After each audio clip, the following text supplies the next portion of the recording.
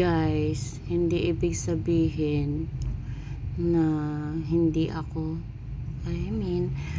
hindi ako tumanda tingnan sa edad ko. Ibig sabihin nun wala akong problema. Magaling lang ako magdala ng problema. Tsaka, yung stress ko, dinadaan ko lang sa pag-aalaga. Totoo yan. Kahit sobrang stress ako, pag uwi ko sa bahay, sinisilip ko lang ang aking mga pusa. Wala na, tanggal pawin na yung ano ko. Tapos isa pa, pinaka number 1, yung bunso kong napakakulit. Yun ang tanggal ng stress ko. Kasi yung tipong inis niya, yung inis na inis siya sa Roblox niya pag maraming nang-i-scam sa kanya. natutuwa ako sa aking bunso. So, kahit marami tayong problema, laban lang tayo, okay? Laban lang ng laban, wag sumuko. Alam natin na ang problema parang nakadikit na yan sa... Sino ba ang tao ngayon na walang problema? Lahat man tayo may problema, 'di ba? So laban lang hangga't may buhay. Laban lang ng laban. Masarap mabuhay kaysa mawala sa mundo. Lalo na pag may anak ka, tapos may mga anak ka pa na pusa. Ay naku, sarap mabuhay kahit nauubos na yung budget mo for the whole week para sa allowance mo, napupunta lang sa cat food tsaka cat litter. Nakakatanggal pa rin ng stress.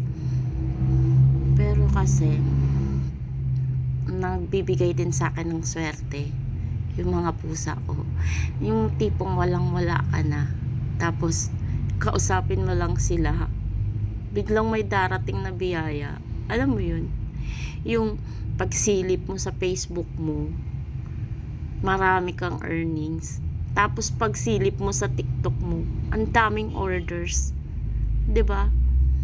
Pero syempre, hindi lang 'yun yung isa sa mga dahilan ng swerte ko.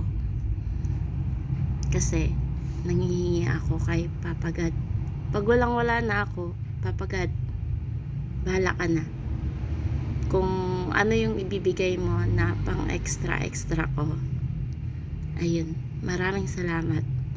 So, pagsilip ko ng TikTok affiliate ko, guys, minsan pag walang-wala na talaga akong allowance, meron papasok 300. O, 'di ba? 'Di ba kahit 100 pesos dito sa affiliate sa TikTok, makakapag-cash out ka. Ayun, kahit paunti-unti siya, hindi naman ako nanghingi ng malaki, pero binibigay niya, 'di ba? Tapos pagsilip ko sa ano ko, sa Shopee ko, meron din. O, 'di ba? Bigay ni God 'yun. Kaya wag kang mahiyang manghingi kay Papa God. Ibibigay niya 'yan pag deserve mo. Kaya wag ka sumuko. Pag pera yung problema mo, wag ka sumuko.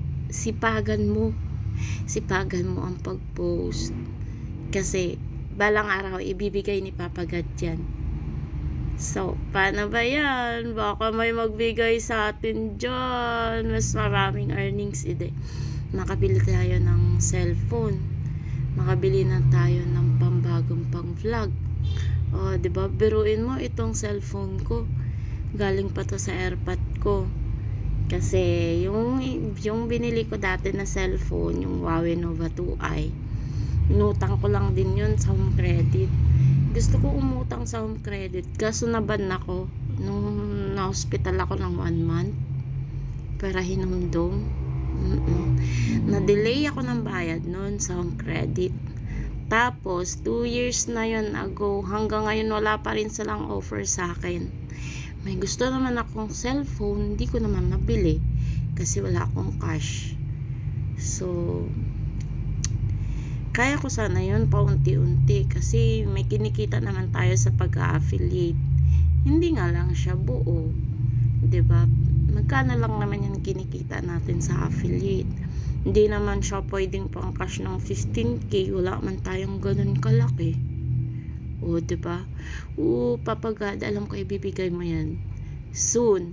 Kasi magbe-birthday na ako sa January, so kailangan ko ng bagong cellphone. Hindi siya pang-porma, guys, kundi pang-income ko, pang-extra income ko. Ang hirap kaya 'pag ikaw lang ang inaasahan. Tapos ganito yung cellphone ko, parang ang liit ng bunganga ko. Ng salita ko sa bunganga ko kasi naglalag yung phone ko. So, ayun lang. Thank you sa lahat ng swerte dahil kay Papa God. Thank you sa lahat ng swerte dahil sa mga pusa ko.